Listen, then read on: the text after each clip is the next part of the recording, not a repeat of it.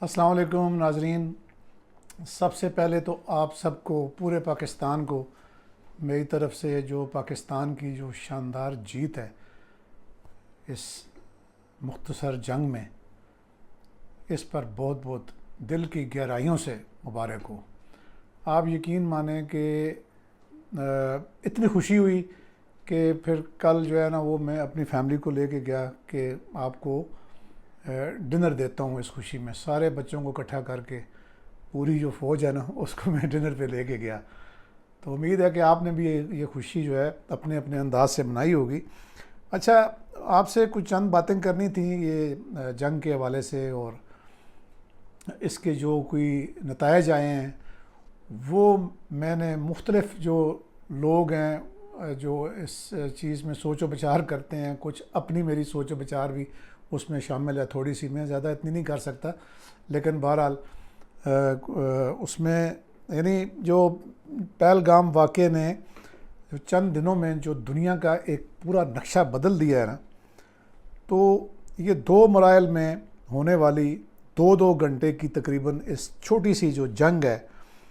इससे हम कुछ कंक्लूजन्स ड्रा कर सकते हैं। पहले तो उन कंक्लूजन्स पे बात होगी, और फिर कुछ लोगों का ये ख्याल है, जैसे बढ़ चढ़ के बातें करते हैं, वो ये नहीं किया और वो नहीं किया। ख़ासकर हमारे मुल्क में एक मखसूस जो एक जमात है जिनका मैं नाम भी नहीं लेना चाहता, और जिन्होंने अपनी इतनी खबासत का इज़हार किया इस पूरे किस्से के दौरान, जब तक कि ये फ़ाइनल मराइल नहीं आए जंग के। और यानी उसमें इस तरह की फजूलियात बकी उन लोगों ने कि वो मैं यानी शायद एक मेरे पास एक तस्वीर सेव है जिसमें साबिक़ सदर अलवी का एक ट्वीट है जो चीज़ उस वक़्त तक सरकारी इदारों ने छपाई हुई थी वो भी ट्वीट करके वो बता रहे थे कि जी हमारे फ़लाँ अफसर की शहादत हो गई है। तो फिर एक और इनकी सूबा पंजाब की जो एक सदर है उसके हवाले से पता नहीं क्या क्या उसने वो बनाए हुए हैं और वो ट्वीट करती रही है। अल्लाह ताला इन लोगों को खुद ही समझा हिदायत दे। अब मैं तो इससे ज़्यादा कुछ नहीं कह सकता। और फिर कुछ लोग ऐसे भी हैं जो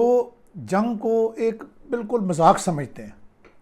उन लोगों के लिए भी मेरे पास एक ऐसी कहानी है जो मैं आपको इस वीडियो के आखिर में मैं सुनाऊंगा कि जंग जो है वो कितनी खौफनाक होती है, और वो एक आंखों देखा हाल है, एक कारगिल जंग का एक आंखों देखा हाल है। वो मैं आपको सुनाऊंगा ताकि आपको पता चले कि किस तरीके से जो है वो जंग होती है, और जो वहाँ मार्स पे होते हैं वो किस ज़हनी जो तनाव होता है और किस हिसाब किताब से किन चीज़ों से वो गुज़र रहे होते हैं। अच्छा, पहले जो है ना वो इस चीज़ को थोड़ा डिस्कस कर लेते हैं कि जो सबसे पहला जो रिज़ल्ट जो निकलता नज़र आता है ना इस सारी जंग से, वो ये है कि जो इंडिया साहब भारत साहब है ना, वो जो उनका जनूबी एशिया पर जो उनकी बालादस्ती का जो ख्वाब है वो 10 मई की सुबह को चकनाचूर हो गया, और सिर्फ 2 घंटों में। उसके बाद जो पाकिस्तान और इंडिया के दरमियान जो एक अदम तवाज़न था जंग के हवाले से, रवायती जंग के हवाले से, उसमें भी पाकिस्तान को बरतरी मिल गई है। अच्छा, फिर तीसरा जो है मैं ये कहूँगा कि अब इस जंग ने एक और बात साबित कर दी है कि एक दूसरे के जो इलाके हैं उन पे जो कब्ज़ा करना है ना वो अब तकरीबन नामुमकिन हो गया। मगर इस हवाले से भी इस जंग के बाद अब ये कहना आसान हो गया है कि पाकिस्तान जो है वो इस खाते में भी अगर कोई कब्ज़ा करेगा तो वो पाकिस्तान ही करेगा, क्योंकि ज़ाहिर है जिस तरह से पाकिस्तान ने जो फ़िज़ाओं को कंट्रोल किया और वो सारी चीज़ें आपने हमारे जो एयर फोर्स के जो जवान हैं, और ये आखिर में मैं कंक्लूड करूँगा कि ये गन नहीं होती बल्कि जो गन के पीछे जो हाथ होता है, ट्रिगर पे जो हाथ होता है, चलाने वाले पे सब ये मुनसर करता है। तो ये लीडरशिप के बगैर ये चीज़ें नहीं होती। अच्छा, फिर मेरा ख्याल है जो कश्मीर का जो मसला है वो इस मोदी की जो बेवकूफ़ियाँ हैं और जो उसका एक ऐसा एक अखड़पन है और जंगी जुनून जो है, वो उसने मसला कश्मीर को भी जो है ना वो उजागर कर दिया है, और अब एक दोबारा से आलमी मसला बन गया है। और ये तमाम आलमी फोरम्स पे पाकिस्तान अब इस मसले को उठा सकता है। फिर ये है कि जी जब टेक्नोलॉजी की बात करें तो जो चीन की जो टेक्नोलॉजी है उसकी बर्तरी दुनिया में साबित हो गई है, और ये जो दुनिया में जो जंग के तस्वुरात हैं वो इस छोटी सी जंग ने तब्दील कर दिए हैं।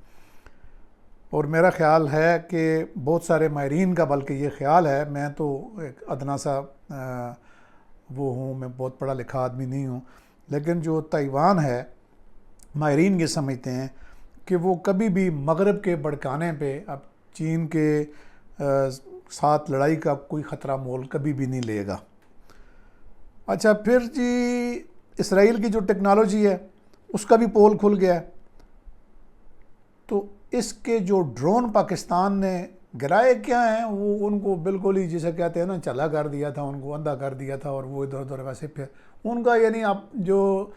लासिल्की राब्ता था पीछे अपने कंट्रोल टावर के साथ वही ख़त्म कर दिया था। तो ये जो ड्रोन वाली कहानी है इसराइल की, इससे पाकिस्तान ने अपने मुल्क में इंडिया के ख़िलाफ़ जंग लड़ के जो है ना मिडल ईस्ट का जो नक्शा है ना उसमें भी वाज़े तब्दीली कर दी है।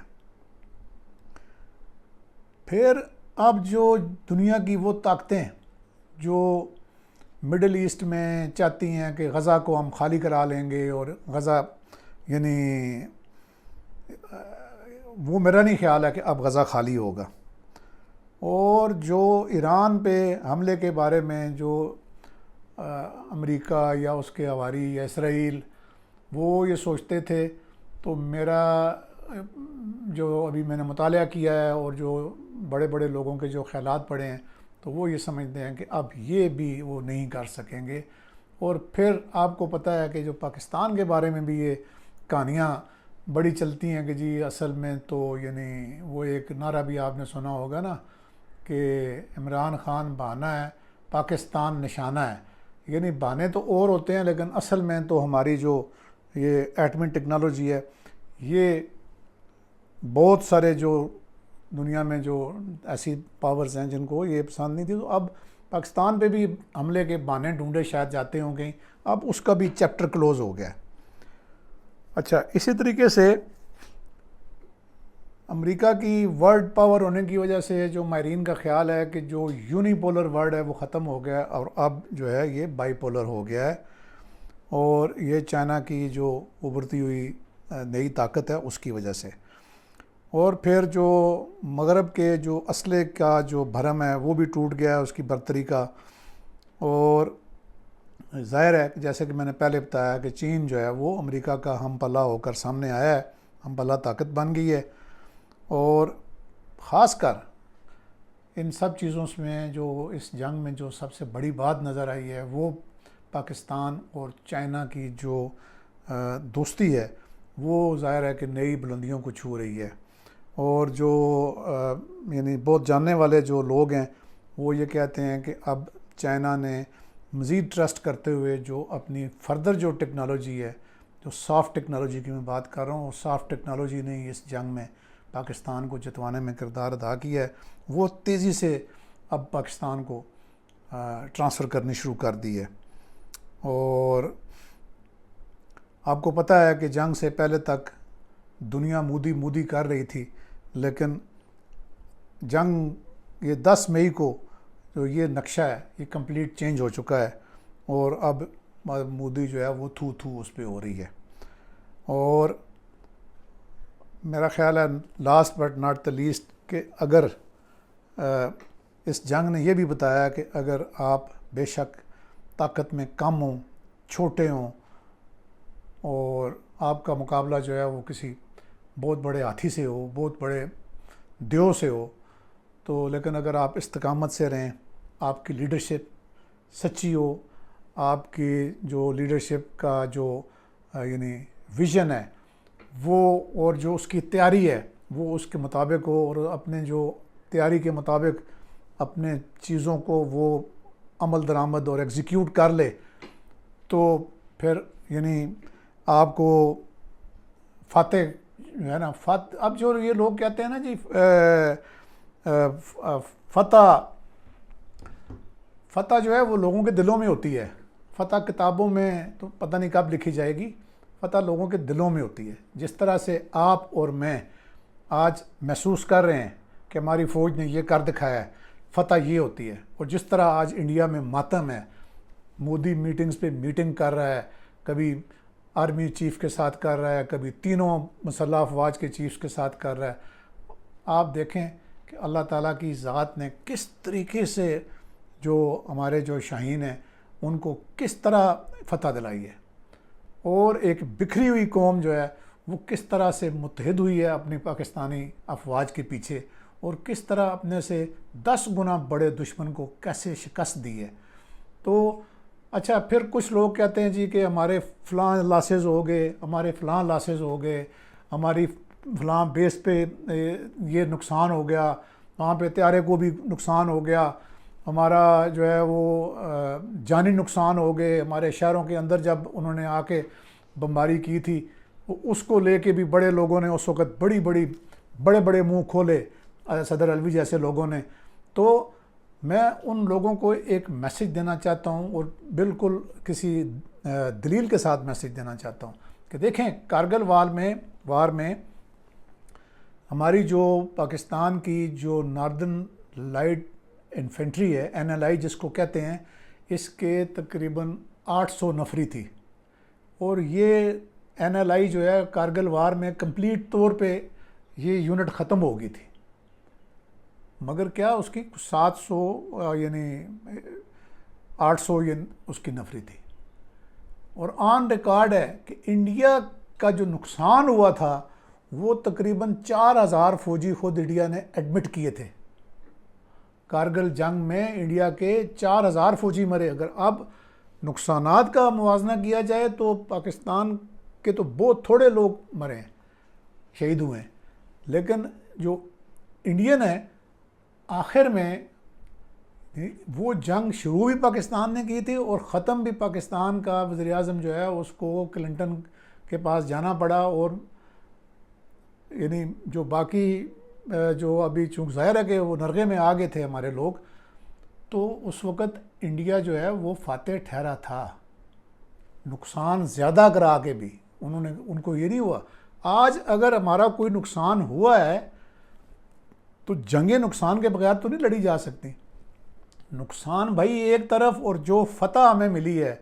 जो हमारा पेडिस्टल हाई हुआ है, जो हमारे जैसे जो पुराने लोग भी इस वक्त जो है ना वो उस जोश जज्बे में आ गए हैं और कौम जैसे मुत्तहिद हो गई है, और मोदी जैसे जो शख्स है मुँह ज़ोर, उसको जिस तरीके से शिकस्त हुई है और इंडिया में जिस तरह का मातम बरपा है, वो भाईजान उसके मुकाबले में हमारे लॉसेस की क्या अहमियत है। कि कुछ जो अकाउंट्स हैं एक ख़ास किस्म के माइंड सेट के, वो बताते हैं कि जी मुझे फ़ोन भी आए कि जी वो देखें जी सीज़ फायर के बाद उन्होंने हैदराबाद बेस पे हमला कर दिया और ये कर दिया और वो शातें हो गई। भाई नुकसानात तो होते हैं, लेकिन हमारी अचीवमेंट्स देखें किस तरीके से हमने अपने से बड़े दुश्मन को जो है वो मिन्नतें करने पे मजबूर किया अमेरिका के, कि अमेरिका के सदर के पांव पकड़े मोदी और कि जी हमारी जंग बंद कराओ। कि वो इस तरह गले से पकड़ लिया था इंडिया को पाकिस्तान ने, एक छोटी सी क़ुव्वत ने। उसका जो यानी जज्बा, वलवला और जो टेक्नोलॉजी उन्होंने जिस तरीके से उसको इस्तेमाल किया स्टेट ऑफ द आर्ट तरीके से, वो अच्छा। अब ना कारगिल की जंग का वक्त ज़िक्र हुआ तो मेरे जहन में जो जंग की होलनाकियाँ हैं ना, वो मैं कहा था कि मैं आपको बताऊंगा। मेरे एक इंतहाई करीबी दोस्त हैं जो इस वक्त एक जो गैर मुल्की ख़बरसां अदारा है उसके साथ वो काम कर रहे हैं, और उस अदारे की ये पॉलिसी नहीं है कि वो उनका मैं नाम ले सकूं या उनको मैं इंटरव्यू कर सकूं। वो जब 99 में ये कारगिल का वाला जो एडवेंचर हुआ था, इसमें वो वाहिद सहाफ़ी थे जिनको यानी कारगिल वार का जो जहाँ पे वार हो रही थी, यानी अगले मोर्चों पे जाने का जो है ना वो मौका मिला था, इत्तेफाक हुआ था। और इत्तेफाक से जब उनकी अप्रूवल हो गई, ISPR ने उनको अप्रूवल लेके दी और यहाँ से जब वो पहुँचे स्कर्दू, तो अगली सुबह जो हेलीकॉप्टर उनको लेने आया अगले मोर्चों पर ले जाने के लिए, वो उनके भाई चला रहे थे और वो भी उस जंग में, यानी वो गाजी हैं, अभी भी वो मेरे भी दोस्त हैं, वो यानी उन्होंने वो लेके गए मेरे दोस्त को, और वापस आके इसने इस तरीके से चीज़ें बताई कि यकीन माने कि जंग की जो ऐसी हैबतनाक और होलनाक चीज़ें, जो सारी तो मैं नहीं सेंसर करके मैं आपको सुनाऊंगा। ये मेरा दोस्त कहते हैं कि जब मैं पहले दिन हेलीकॉप्टर वाली बात आपको बताई कि क्या एक इत्तेफाक था, हालांकि बहुत ज़्यादा हेलीकॉप्टर्स थे, तो MI-17 हेलीकॉप्टर चलाते थे इनके भाई। उसमें जब इनको वो लेके तो सबसे पहले जिस जगह पे गए तो वो जगह थी, ये ज़ाहिर है कि वो तो कारगिल आप समझ लेना, तो कारगिल के पीछे एक जो इनका कैंप था लगा हुआ, वो जगह थी ओल्डिंग। तो कहते हैं कि ओल्डिंग में खैर हम गए, तो जो थोड़ा हेलीकॉप्टर तो पीछे बेस पे उतरा और फिर आगे हम जीप्स पे गए। तो आगे उस मकाम पे एक जगह थी जहाँ पाकिस्तान की तरफ से कोई 5 या 6 तोपें, बड़ी बड़ी तोपें जो हैं वो नस्ब थीं, और उस जो जगह के जो लोग थे, जो हमारे नौजवान थे, उनको एक कर्नल साहब जो है ना वो कमांड कर रहे थे। तो कहते हैं खैर जब हम गए तो वो सामने एक पहाड़ था और कह रहे थे वो कि जी पहाड़ के जो परली तरफ है वो इंडियन आर्मी है, और इस तरफ से ना ये जैसे कहते हैं ना रैंडम फायरिंग इन तोपों से वो गोले फेंकते थे। तो खैर उन्होंने देखा कि मेरे दोस्त कहता कि जब मुझे देखा कि जी ये तो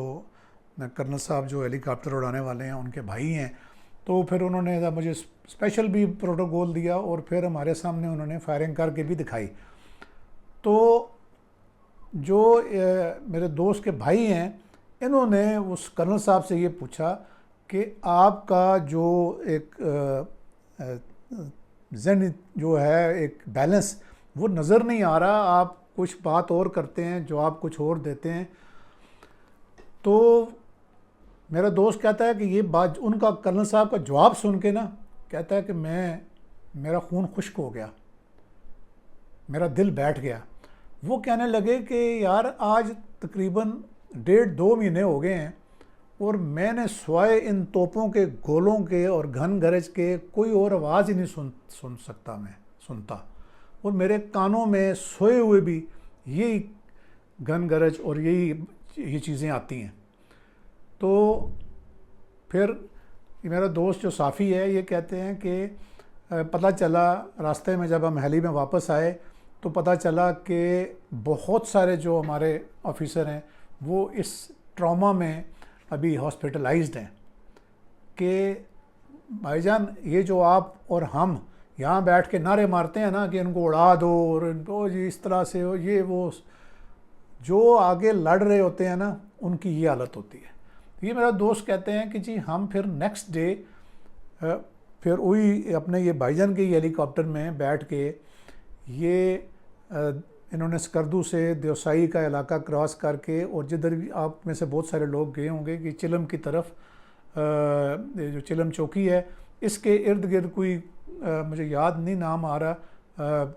फुल बहरी या फुल गहरी इस तरह की कोई जगह है, वहाँ कहते हैं कि हेली उतरा और उन्होंने हमें वहाँ पे जो पोस्ट थी उन्होंने हमें चाय ऑफ़र की, और कहते हैं कि इतने में कहीं हेली को उन्होंने ट्रैक कर लिया इंडियन आर्मी ने, और हम कहते हैं जी हम जिस कमरे या जो जगह में बंकर वगैरह में हम बैठे थे वहाँ इर्द गिर्द ना बड़े बड़े और गोले आके बरसने शुरू हो गए, और उन बरसते गोलों में इनके जो भाई हैं उन्होंने सबको कहा कि हेली में बैठो, अभी तो ये थोड़े दूर दूर मुकाम पे गिर रहे हैं, थोड़ी देर में ये एग्जैक्ट लोकेशन पे फिर ये जो हमारी ये मशीन है हेलीकॉप्टर है इसको भी मारेंगे। तो वहाँ से फिर कहते हैं वो उड़ के तो आए। तो कहते हैं कि उस दौरान में जब हम बैठे हुए थे तो जो नज़दीकी पहाड़ी के ऊपर एक पोस्ट थी, वहाँ के एक कर्नल साहब वो आए और वो आके तो जो नीचे वाली पोस्ट थी उधर आके कहते हैं कि जी हमें सप्लाईज चाहिए, और सप्लाईज से मुराद ये है कि खाने पीने का सामान चाहिए। उन्होंने कहा कि जी, कहते हैं कि मेरे जो दोस्त हैं ये कहते हैं कि मैं सिविलियन था और उनको नहीं अंदाज़ा था कि मैं कौन हूँ। तो वो कर्नल साहब ने कहा कि हम 2 महीने से जो है वो जवान हमारे बर्फ़ के ऊपर रूह अफ़ज़ा डाल के वो खा रहे हैं, तो हमें फूड सप्लाईज चाहिए। तो ये कहते हैं कि मेरे भाई ने कहा कि हमें ऑर्डर नहीं है, हम आगे सप्लाईज लेके इससे आगे जा नहीं सकते, क्योंकि ज़ाहिर है कि हेलीकॉप्टर को वो ख़तरा होगा, वो हेलीकॉप्टर गिर जाएगा तो एक नया वावेला बन जाएगा कि जी